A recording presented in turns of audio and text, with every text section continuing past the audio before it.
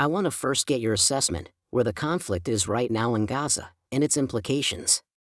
Well, I think we're at the beginning of what could potentially be a regional war. For the moment, Israel is focused primarily on Hamas and annihilating it, and sadly, it sounds like the population of Gaza along with it.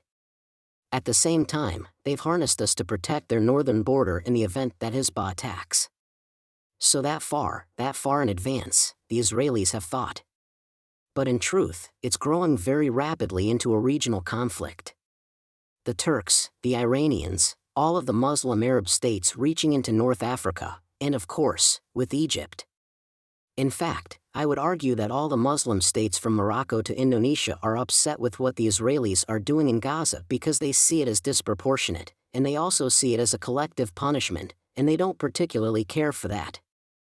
I think we grossly underestimate Iran. Iran has an enormous arsenal of very sophisticated and accurate theater and tactical ballistic missiles, cruise missiles, and also unmanned systems or drones. All of their theater ballistic missiles have a range of about 1,200 miles. This means that all of Israel is literally within the range of their forces. They don't have much of a ground force, but they do have Shiite militias all over Iraq and Syria that are obviously poised to contribute as needed and obviously to attack us. I think Turkey is probably the 500-pound gorilla in the room. They have an enormous army, and within a month and a half, they could put 2 million men into the field. They have a very sizable naval force, over 100 ships. Their submarines and the Israeli submarines are identical. They have German-built diesel-electric submarines that are of very high quality, and they're almost undetectable in shallow water and difficult to find in deep water. They do have cruise missiles, and of course, they have quite a fleet of drones. They have one of the largest collections of drones, over 501 fleet, of any country in the world. And I think that we should keep in mind that Pakistan has made it very clear that if the Turks need it, they will provide nuclear warheads to them. It could be used to both deter Israel or strike back at Israel if necessary. I don't think that I would write off the Egyptians. The Egyptians have a large force. They're trying to bring 3 or 4 divisions up to full strength. They want to put probably 200,000 men with equipment on the Egyptian border. And again, General Sisi in Egypt is not interested in a war, but he may not have much choice in the matter because his population is enraged, and they want action taken to protect the Arab population of Gaza, which most of the Muslim world sees as being systematically murdered by the Israelis. Whether or not that's true doesn't matter, that's the way they see it. I think the Saudis, the Emirates, will certainly support in whatever ways they can. The Jordanians, obviously, are very much like the Egyptians. They're not interested in a war, but they too may not have much choice because now Palestinians in Jordan actually outnumber Jordanians. We haven't even talked about the West Bank, which will probably erupt in a revolt against Israel. And then, of course, Syria and Hezbollah. Hezbollah has about 140,000 missiles and rockets, of which approximately 40,000 are top of the line and quite accurate. They could probably destroy the city of Hia and certainly destroy any Israeli bases in the northern part of Israel. Then, you have the air defense systems, and while the air forces aren't impressive, the air defense systems are Russian. The S-400 operates across Syria and Lebanon and could easily be put into operation, shooting down many of our aircraft. Additionally, there's the S-300, which would also contribute to the air defense network. I think we need to understand that there are about 90 aircraft on each of the carriers. Not all 90 aircraft are designed to deliver ordnance. On each one, perhaps 40 or 50, are designed for that purpose. When you look at the sortie rate, which is the number of aircraft they can launch and then recover, you're talking about between the two carriers, perhaps 20 or 30 aircraft at a time. I don't know precisely where the carrier groups are located, but I suspect it's quite a distance from Israel. As you sail into the eastern Mediterranean, you're vulnerable to all sorts of systems from the Turks, the Syrians, the Lebanese, and Hezbollah. As a result, that means you've got to fly a long distance, deliver your ordnance, turn around, and come back. We're not postured to refuel them, which means that many of them could have to land in Israel to refuel. Landing in Israel, which is probably going to end up living under an almost constant rain of rockets and missiles, can be problematic. Then, of course, you have cruise missiles that can be launched, like Tomahawks, and they're going to have an impact, there's no question about it. But many of those can be shot down. They are not very fast, not hard to target, and not hard to shoot down. Those air defense systems that I mentioned have shot them down previously. So I think that we overestimate the impact of the naval power. I don't know what kind of Air Force contribution there will be. I know we've moved some B-52s to the region, but where they are and how they could be used is a question I can't answer. Each B-52 can drop 9,500 pounds bombs. If you change the load to have more accurate munitions, say 2,000-pound bombs, they'll carry fewer, but they'll be accurate. Then again, the B-52s can also be shot down. I don't know about the plan to use B-1 or B-2 bombers. Finally, you have the air forces that are stationed in the region, U.S. Air Forces. They're vulnerable, they're on airfields that are not well protected from an air defense standpoint, which is why we're sending over air defense battalions as we speak right now. How many of them are available and how they would be used, I don't know, but most of them are designed to protect the forces that we have in Iraq and Syria. We have about 1,000 men up in the northeast corner of Syria, and they're in a very vulnerable position. Lou, a friend of mine in the building I'm talking about, the Pentagon, said, "You know, Doug, they're in a position much like Wake Island in 1942. They're too far away, we can't get to them quickly, and they could easily be overrun." Now, who will do the overrunning? Will that be Shiite militias?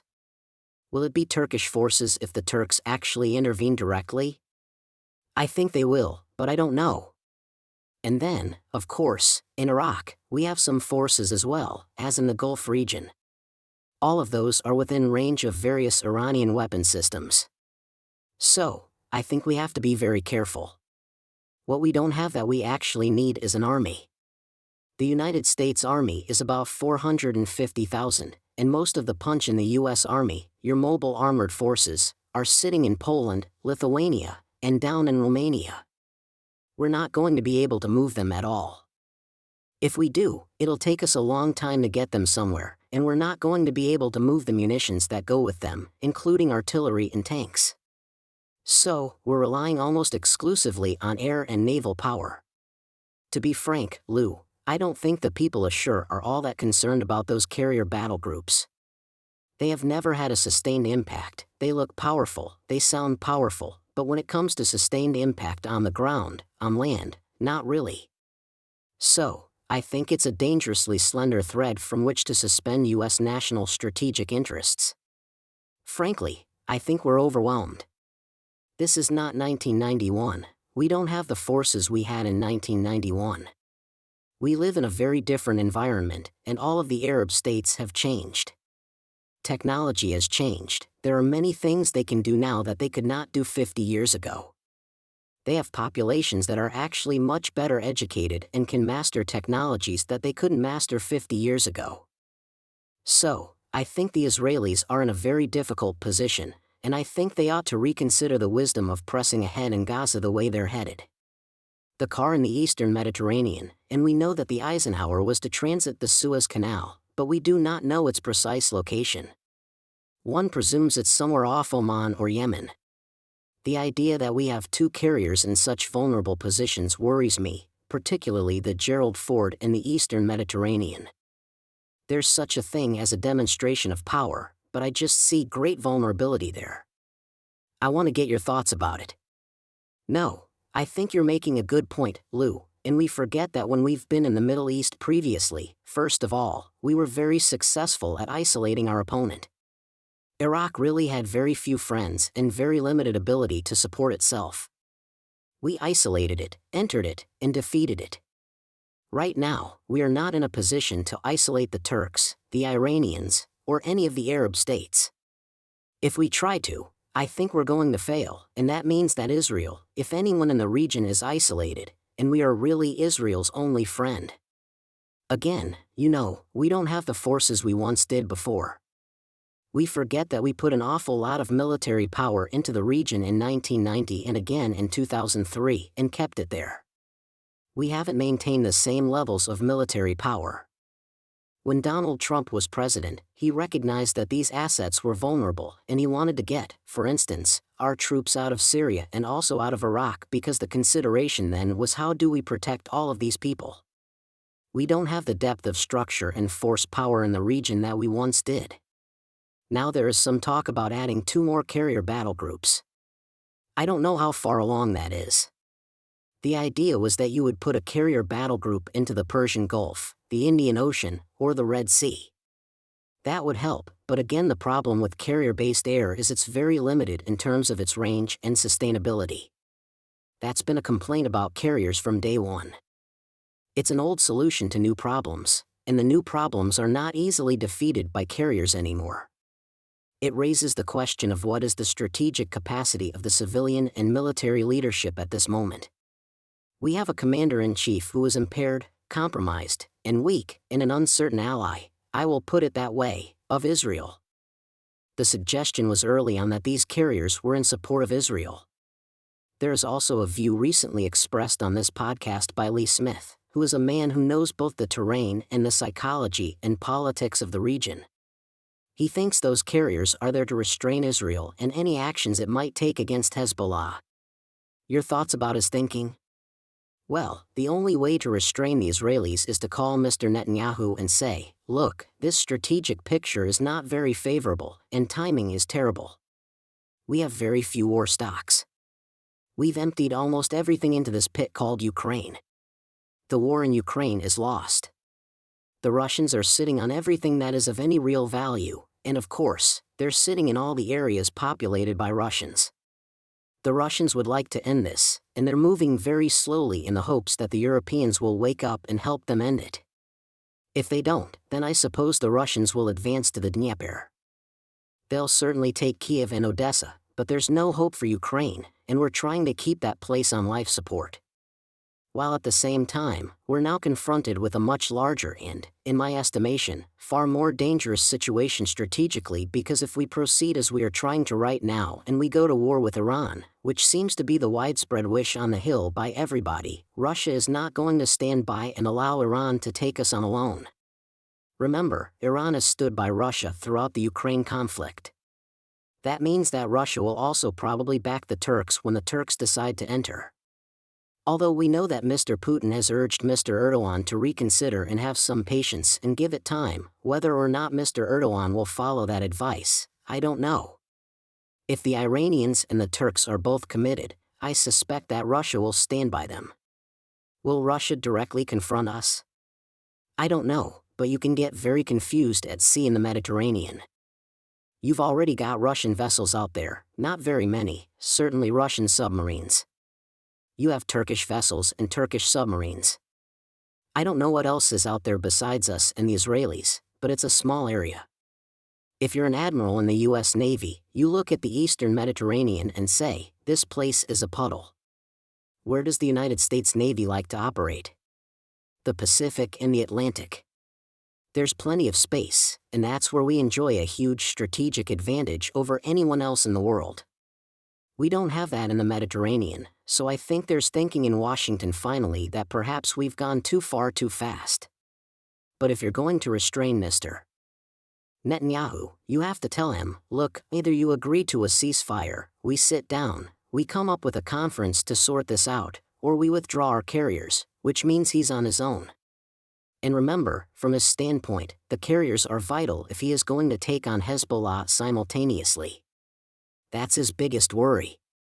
In the short run, of course, Hezbollah shrinks to not insignificance, but to a much smaller problem if he has to deal with both Turkey and Iran. To what degree now does public opinion, how is it influenced in your view by what has happened with the emergence of such strong anti-Israel, pro-Palestinian radicalism on college campuses, university campuses, the national media, and the Democratic Party, which is obviously aligned with them? Well, it's funny you bring that up. A friend of mine, he's a nice person, he's made lots of money, I've known him for about 40 years, and he said, Doug, where did all these Muslims come from? How could this happen? What is going on these campuses? And I said, well, you know, we've had a problem. It's called immigration. Immigration is coming back to haunt us. We've invited, legally and illegally, all sorts of people into the country who have agendas that are fundamentally antithetical to our interests. In other words, they're bringing their conflicts, their hatreds, their bitterness with them into the United States. The same thing is happening in Europe. We are obviously, and I certainly am inclined to support Israel. I want to see Israel survive. My concern is that we're not acting in a way that would help Israel save itself. We're, in fact, encouraging the Israelis to go down full speed ahead into hell, a hell from which they may not emerge.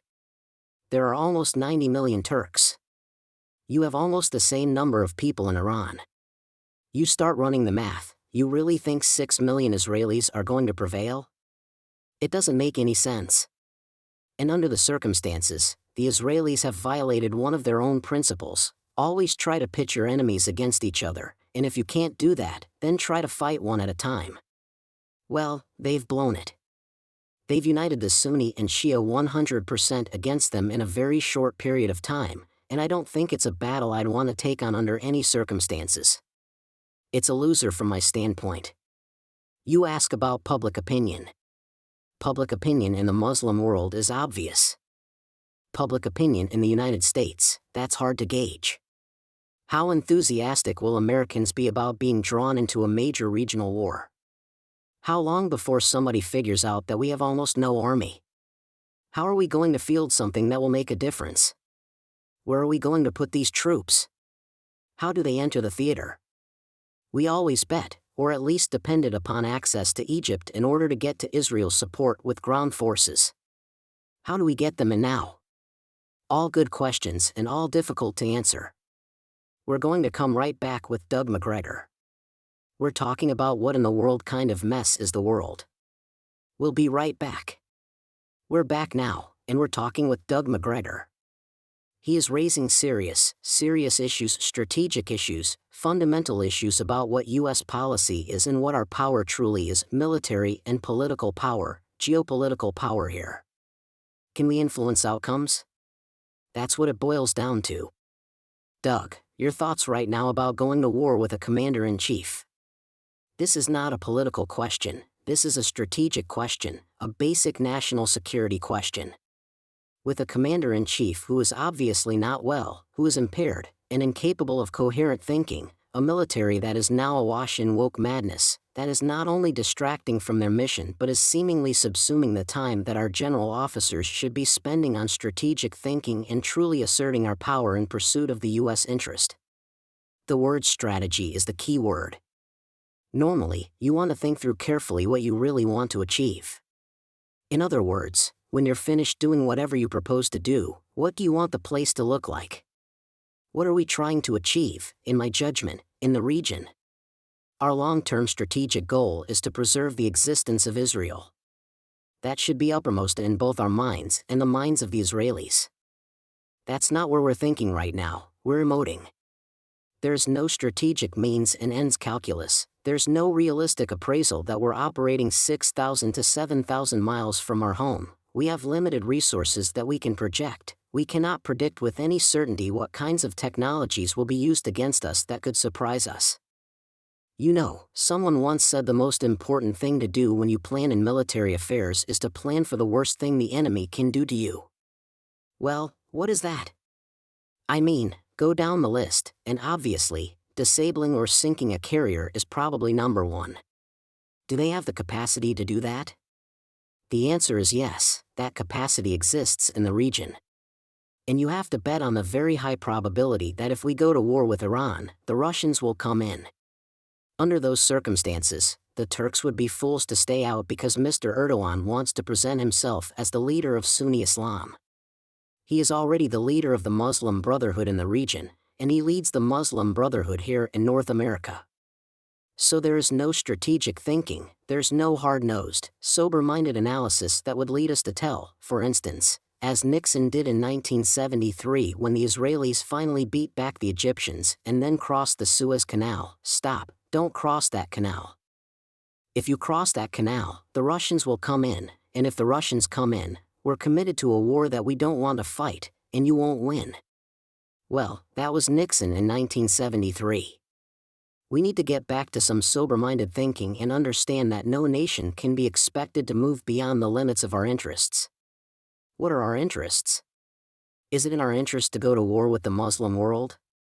No, I don't think it is. That doesn't mean we don't support Israel. We absolutely support Israel. It means that we recognize the limitations on our power and abilities. The people in Washington don't seem to have any sense of limitations, none whatsoever. As far as Mr. Biden is concerned, I think he's a cutout. I'm not sure he has much of a role whatsoever. He reads what's put in front of him, he listens to what people decide to tell him, and he moves.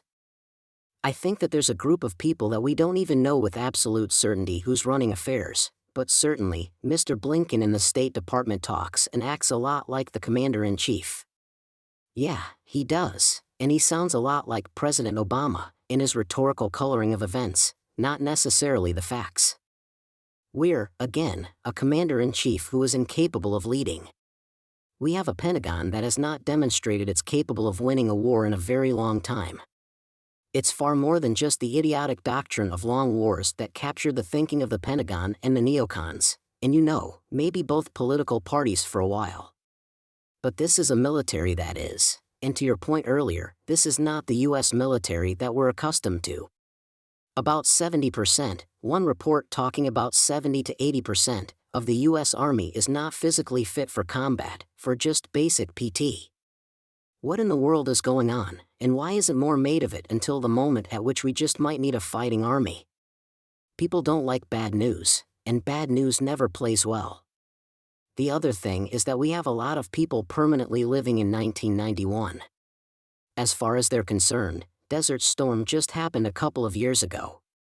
They aren't asking any hard questions. You go back to the Korean War and look at the disaster that befell the US in 1950. We were almost driven into the sea off the peninsula by a North Korean army. It wasn't even the Chinese army. People said, "What happened?" Well, we stopped doing many of the things that we did during the Second World War. We dismantled a lot of our capability. We shrank the size of the force. At the time that the Korean War broke out, we had one carrier that we could send into action. We're in a very similar position that we were at the beginning of the Korean War. The good news is that we're not yet trying to defend the indefensible. In other words, we're not sitting in the Puan perimeter, but we don't want to get there. No one is thinking rationally, everything is about emotion. It's the same thing in the Muslim world. They see numbers, about 3,500 children killed by the Israelis. The Israelis look at pictures of butchered Israeli citizens, and everyone is emoting. You pay people that run these governments, whether they're Netanyahu or Mr. Biden or anybody else, to be thoughtful, to restrain their emotions, to be sober-minded, to look at the risks, and not to take outrageous risks. That doesn't seem to be happening, and I'm not sure how many people in Washington, frankly, are capable of that depth of consideration and contemplation and reason. It's a disturbing time in this country, even absent all of the foreign and dangerous challenges that we're facing. There's another part of the equation that we haven't talked about, and very quickly I'd just like to turn to it. There's the assumption that the United States would simply react conventionally, predictably, and that somehow the enemy is highly predictive here. I'm talking about tactical nuclear weapons because this has to be a standoff, I believe, and I want to get your view. I believe whatever we do from here on for the United States, because of what we've talked about, the weakness of our traditional army, the limitations that are so many, it has to be a standoff war, bringing technology and brute power to the battlefield immediately, because we know that the doctrine of the long war is a loser every time for the United States. You're 100% right, and I think we do want to rely on standoff fires, standoff attack, precision strike. The problem is that there's no evidence that that wins wars. In 1991, we launched 40 days and 40 nights of precision strikes all over Iraq, and it fundamentally did not dislodge the Iraqi military from its positions in Kuwait. We had to go in on the ground. The Israelis do not have that large a force. Their force right now that they mobilized is larger than the US Army, but when you look at the numbers arrayed against them, and keep in mind that the Syrian border is about a 12-hour march down to the Golan Heights. Once you're on the Golan Heights, there's nothing between you and the heartland of Israel, that is Tel Aviv and Haifa. There's nothing there to stop you. How do you deal with that? Can you destroy everything that's en route on the Syrian plain? Do you turn to a nuclear weapon, which is what the Israelis could do? That's very dangerous because, as I pointed out, the notion that your opponents will not be able to respond is misleading because we know the Turks can get a hold of a nuclear weapon. We don't want to use nuclear weapons, but if we're up against the wall and we can't win, one wonders what we might do. And I think that's your point. That was always my concern in Ukraine. We could never prevail against the Russians in Ukraine conventionally. If we tried, what would happen when we failed? Well, then someone would say we'll have to use a nuclear weapon or threaten its use to avoid being annihilated. I hope we don't get to that point. I'd rather not.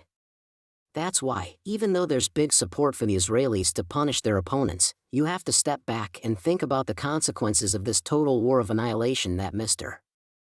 Netanyahu wants to wage.